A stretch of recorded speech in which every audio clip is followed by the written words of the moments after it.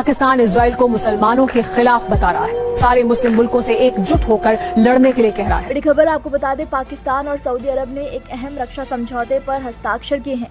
Strategic mutual defence agreement इस समझौते का नाम है। ये समझौता बीते बुधवार यानी 17 सितंबर को हुआ। इस समझौते के तहत यदि किसी एक देश पर हमला होता है तो इसे दोनों देशों पर हमला माना जाएगा। इसमें यह है कि पाकिस्तान ने रिस्पॉन्सिबिलिटी ले ली है, हरमैन शरीफैन के तहफ़्फ़ुज़ का पार्टनर पाकिस्तान बन गया, शराकतदार पाकिस्तान बन गया। इस तरह से देखते हैं एक ये मुआहदा होना जिसको अब एक संगे मील कहा जा रहा है। In Saudi Arabia and Pakistan have signed a mutual defense pact that any attack on either country will be considered an attack on both. Pakistan and Saudi Arabia on Wednesday have signed a defense pact under which any aggression against either country shall be considered as an act of aggression against both.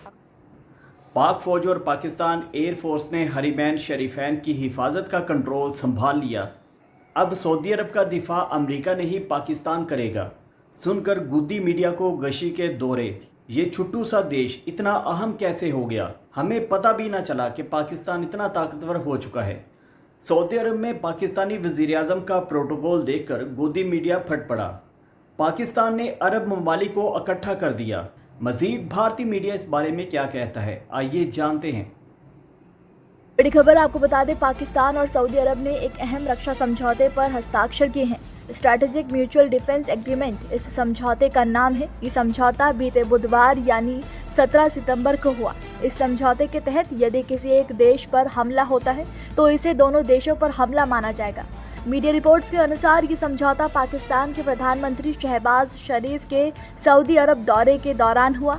इस समझौते पर हस्ताक्षर पाकिस्तान के प्रधानमंत्री शहबाज शरीफ और Saudi अरब के crown Prince Mohammad बिन सलमान ने किया। संयुक्त बयान में कहा गया कि ये समझौता 8 दशकों पुराने रिश्तों, भाईचारे, इस्लामी एकजुटता और साझा रणनीतिक हितों पर आधारित है। इसका मकसद रक्षा सहयोग को और गहरा करना है। बता दें कि ये खबर भारत और क्षेत्रीय रणनीतिक समीकरणों पर काफी असर डाल सकती है। एक बड़ी खबर आपको बता दें, पाकिस्तान और सऊदी अरब ने एक अहम रक्षा समझौते पर हस्ताक्षर किए हैं। स्ट्रैटेजिक म्यूचुअल डिफेंस एग्रीमेंट इस समझौते का नाम है। ये समझौता बीते बुधवार यानी 17 सितंबर को हुआ। इस समझौते के तहत यदि किसी एक देश पर हमला होता है तो इसे दोनों देशों पर हमला माना जाएगा। मीडिया रिपोर्ट्स के अनुसार ये समझौता पाकिस्तान के प्रधानमंत्री शहबाज शरीफ के सऊदी अरब दौरे के दौरान हुआ।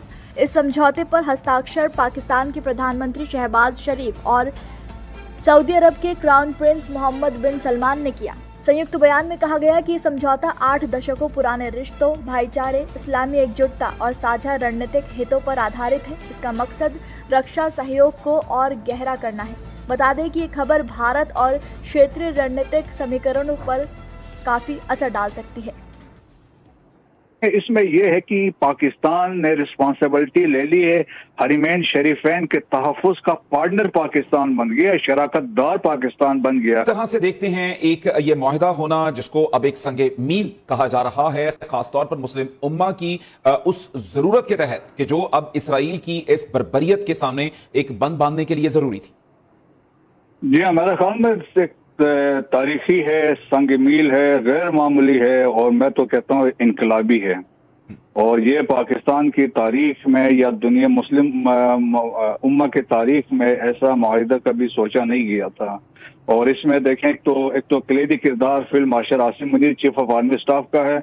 और देखें जिस तरीके से उन्होंने किया था, जब बात होती है यूनाइटेड स्टेट्स में, जब वो प्रेसिडेंट ट्रंप से वहां जाके मिले हैं और उसके बाद से आपने देखा कि वहां से हमने देखा BLA और मजीद ब्रिगेड को फॉरेन टेररिस्ट ऑर्गेनाइजेशन डिक्लेयर किया।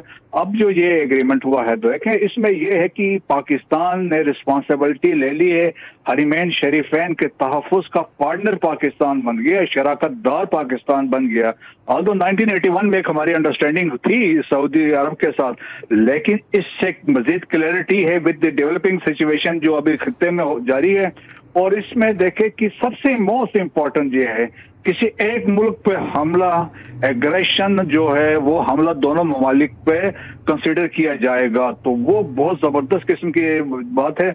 और इसके अलावा देखें कि पाकिस्तान और सऊदी अरब जो है आलमी अमन में, खित्ते में और इसमें कलीदी किरदार इसमें ये अदा करेंगे, क्योंकि अब जो इनकी आपस में कोऑपरेशन है और देखेंगे एक पॉजिटिविटी इसमें ये आएगी और खिते के तमाम के लिए एक बड़ा सा मैसेज है।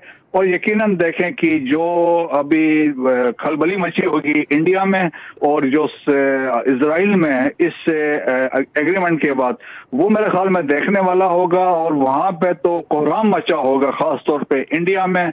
और पाकिस्तान देखें, पाकिस्तान के अलावा सऊदी अरब के पास तमाम लेटेस्ट वेपन्स एंड इक्विपमेंट मौजूद है। जिस तरीके से आज प्राइम मिनिस्टर को उन्होंने एस्कॉर्ट किया 15 है, उनके पास लेटेस्ट मिसाइल सिस्टम है, उनकी जबरदस्त इकानमी है। सो न सिर्फ पाकिस्तान को वो सपोर्ट कर सकते हैं with these weapons and equipment, माशी तौर पर पाकिस्तान को सपोर्ट करेंगे। पाकिस्तान में अभी आप देखेंगे इन्वेस्टमेंट बहुत आएगी। सो इससे मैं समझता हूँ पाकिस्तान के लिए it is a game changer. और खित्ते की जो है साउथ एशिया में, मिडिल ईस्ट में, वेस्ट एशिया में डायनेमिक्स चेंज होते हुए आप देखेंगे। पाकिस्तान के प्रधानमंत्री शहबाज शरीफ एकजुटता दिखाने के लिए दोहा लैंड कर चुके हैं। उनके साथ विदेश मंत्री इशाक डार और एक हाई लेवल प्रतिनिधिमंडल भी है, यानी पूरे लाव लश्कर के साथ कतर में शहबाज की लैंडिंग हुई है। कतर पहुंचे पाकिस्तानी प्रधानमंत्री शहबाज शरीफ ने कहा, अब इजराइल इस इलाके की सुरक्षा के लिए खतरा बन चुका है, उसे रोका जाना चाहिए। मुस्लिम देशों को अब एकजुट होना चाहिए। पाकिस्तान पूरी तरह कतर के साथ है। According to the media reports. Now, this formally legalizes the use of Pakistani nuclear weapons to defend the kingdom. So this is the big breaking that we're in fact bringing to you. And Pranay Upadhyay joining me on the broadcast to bring us more details, or rather put it into context at this point. Pranay, a very good morning to you. Let's understand what this means a little further. If we look at it at the very outset, at the very onset, we see it being described as something that the nuclear weapons of Pakistan will now be used by this kingdom to protect itself as well. Take us through what more does this very deal translate to at this point? Good morning, Shreya. And before we discuss the broader contours of this agreement, which was signed between Pakistan and Saudi Arabia, let's see the timing of it. This deal between Pakistan and Saudi Arabia has been signed at a time when Qatar has called the meeting of the Islamic countries to discuss Israel's attack on Qatar in Doha. And after that, the Pakistani Prime Minister Shahbaz Sharif went to Riyadh. And there, the Crown Prince Mohammed bin Salman and Shehbaz Sharif signed an agreement of mutual strategic defense agreement. This agreement basically gives the space and scope for both the countries to treat one attack on one country as the attack on both countries, and to put all their assets to defend the territories of Saudi Arabia and Pakistan. You know that Pakistan is the only Islamic country which is having nuclear capabilities, and that's why this is a clear sign by Saudi Arabia that they are trying to diversify their security cooperation aspects. So far, it's been considered that in West Asia, United States is the biggest net security provider. US has many bases in West Asia. But see the anxiety of Saudi Arabia's post-Qatar attack. They think that, Israel can, carry out any action in the territory in anywhere, and that's why they wanted to broaden the ambit of their security cooperations. As far as the aspect of India in this entire context is concerned, India and Saudi Arabia also share a strategic partnership. Recently, when Prime Minister Narendra Modi traveled to Saudi Arabia in April 2025, both countries decided to broaden the scope of defense partnership and defense cooperation.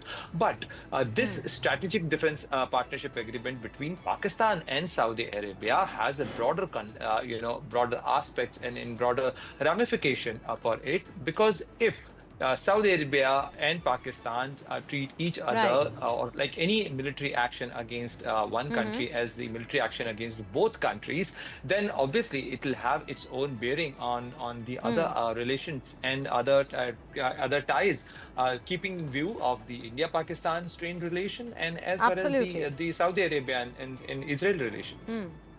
Absolutely, Pranay. Thank you for bringing us all those details and also context to what this actually translates in the wider context of geopolitics at this point.